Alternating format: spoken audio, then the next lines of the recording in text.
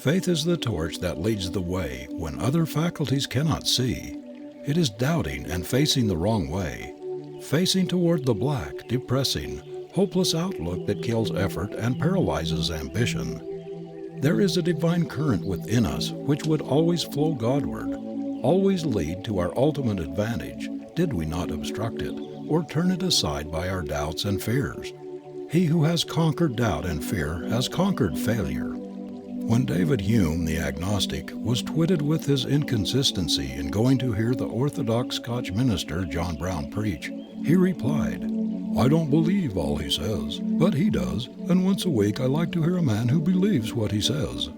If you utter a lie with the conviction that you are speaking the truth, people will believe what you say. Whereas if you proclaim a truth in a weak, hesitating voice, in a doubting manner, no one will believe you. If you should take a tray of genuine gold pieces upon the street and try to sell them, while showing your very expression that you did not believe in what you had for sale, you could not dispose of those gold pieces for a tithe of their value. Nobody would believe either in their genuineness or in your own. Your timid, doubting, hesitating manner would queer all your chances of doing what you wanted to do. I used to go trout fishing with two men, one of whom was always saying that he never had any luck fishing, that he somehow didn't have the knack, and never expected to catch many fish. This doubt totally unfitted him for successful trout fishing. He didn't take enough interest in the sport to study the habits and the haunts of the trout. He did not know the likely places in streams and rivers to drop his hook. He did not know the best kinds of bait to use. His doubt of his ability led to indifference, and this made him a failure as a trout fisher. The other man never had a doubt of success. If there were any trout to be caught, he felt sure he would catch them. For years he had made a study of trout habits. He could tell which side of the big rocks to cast his hook, and he knew how to cast it in a way that would tempt the trout. Fishing in the same stream alongside the doubtful, indifferent fisherman, he would catch 10 times as many fish.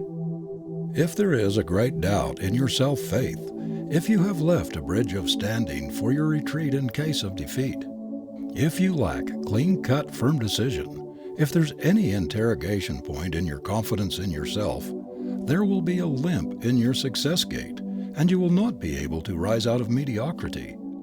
Our worst enemies are not outside but inside of us. Every human being harbors a traitor who is always on the watch to thwart his ambition, to turn him aside from his aim. That traitor is doubt. You must make up your mind at the very outset of your career that you will always be followed about by certain mental enemies, mental traitors, which will try to dissuade you from doing the highest or biggest thing possible to you. Doubt is one of the most insistent of these, and will dog your steps to your grave. The man or woman who is not strong enough to resist its insidious attacks will never do what he or she is capable of doing, and was sent into the world by the Creator to do. The person who is always fearful of consequences, who is in doubt as to the outcome of his acts, or whether he is really capable of doing what he undertakes, will always be a weakling. No one who is not bigger than his doubts can ever accomplish anything great or worthwhile, because this subtle enemy kills initiative and self-confidence, and without these dominant qualities, no human being can measure up to his possibilities. But for doubt, which strangles the very beginning of things, initiative, instead of being so rare, would be a common virtue among all classes. 9 out of 10 average individuals are held back from testing their powers by the suggestions of doubt. If it were possible to drive from the human mind this specter which stands at the door of our hopes, of our resolution, which throws its baleful shadow across our vision, civilization would forge ahead by leaps and bounds.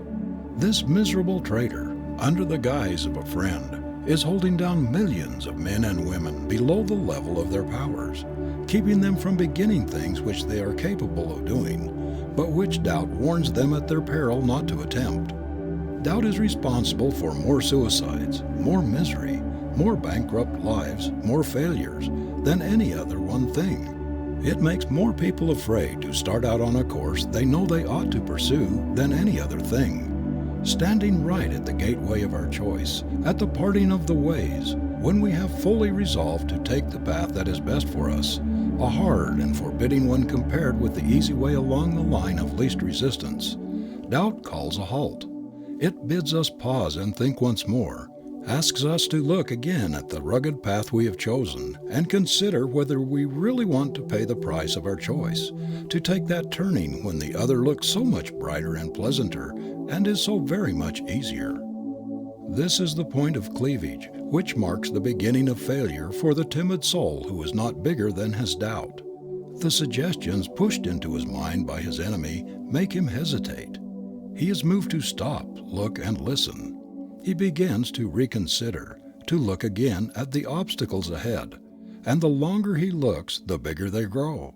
He becomes frightened, fears he cannot do the thing that first seemed possible, and finally turns aside to the easier path of mediocrity and commonness. Doubt has killed more splendid projects, shattered more ambitious schemes, strangled more effective genius, neutralized more superb effort, blasted more fine intellects, thwarted more splendid ambitions than any other enemy of the race. Talk about drug victims and slaves of drink. Doubt has more victims than even these terrible enemies of the race. We see them everywhere in menial and lowly positions, perpetual clerks, discontented drudges, hewers of wood and drawers of water, paralyzed at the very gateway of their career by that fatal trait which they have never learned how to strangle, to neutralize with its opposites, faith, hope, confidence, assurance. How many thousands of employees plodding along in mediocrity today could have been in business for themselves but for this great enemy inside of them? How many splendid young men have been kept out of the pulpit? How many superb lawyers in possibility have been strangled by this traitor? How many men are today clerks, bookkeepers, or other subordinates, who might have been managers, superintendents, or proprietors themselves, but for the work of this damnable traitor? When opportunity presented itself, these doubters were afraid. They waited for certainty. They dared not take chances.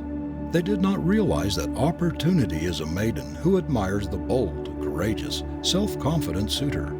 They did not wake up in time to the fact that she will not trust herself to the timid, the hesitant, the overcautious suitor. When too late they realized that while the doubter is wavering and hesitating, wondering if he dare try to win, the daring, intrepid wooer steps in and wins.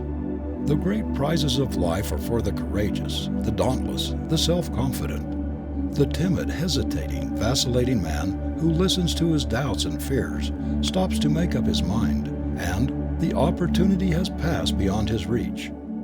Doubt, certainty, or fear as to results is the great discourager of the human race. It is the dire enemy of all achievement. It tells the poor boy and girl who long for an education that it is foolish for them to think of going through school and college without money or without somebody to help them. It tells them that there are many more poor boys and girls in every school and college who are trying to pay their way than will ever find opportunities to make their education available. It is always whispering to them that there is a big waiting list of men and women who were graduated years ago, everywhere looking and waiting, trying in vain to get something to do to earn back the amount they spent on their education. No matter what you attempt to do, what new enterprise you may undertake, what progressive plans you may make, the traitor doubt will bob up and call a halt, will try to dissuade you from your purpose. It will suggest to you how many others have undertaken similar things and have gone to the wall, have failed to accomplish what they expected.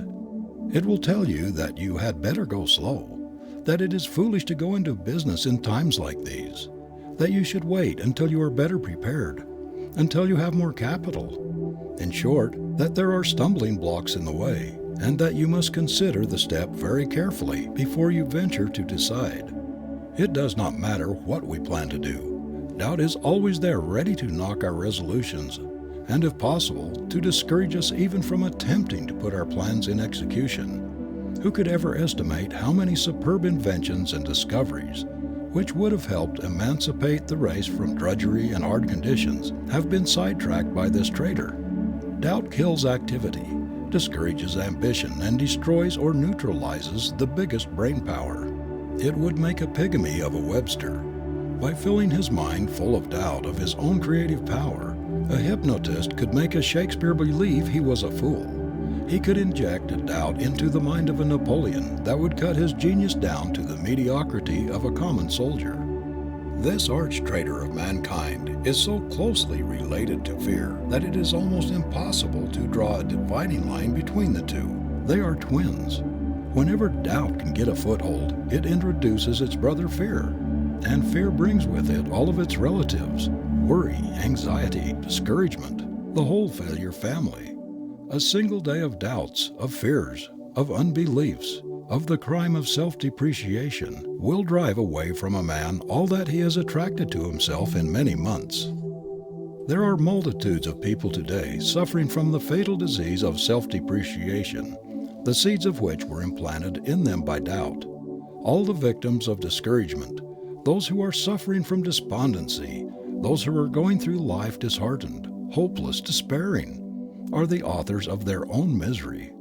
They persist in killing the very thing they are pursuing, in queering their own quest by the poison of doubt.